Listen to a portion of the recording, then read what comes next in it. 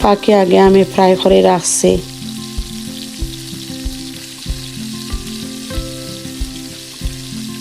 আমি আগে অয়েল দিলাইছি, দেন অনিয়ন, ডালচিনি, এলাচি সব তো আমি আগে দিলাইছি।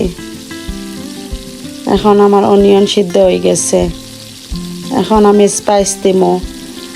স্পাইস আছে এখানে হলুদ, chilli powder, coriander and mix powder, জিরা পাউডার। এখন আমি মিক্স করি। আর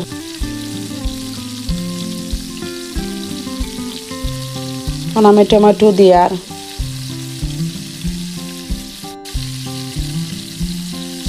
এখন আমি ফাঁকি এড করি। আর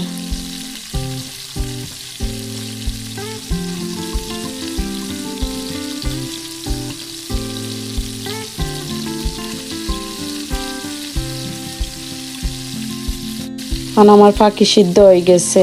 আমি করিয়েন্ডার দিয়ার,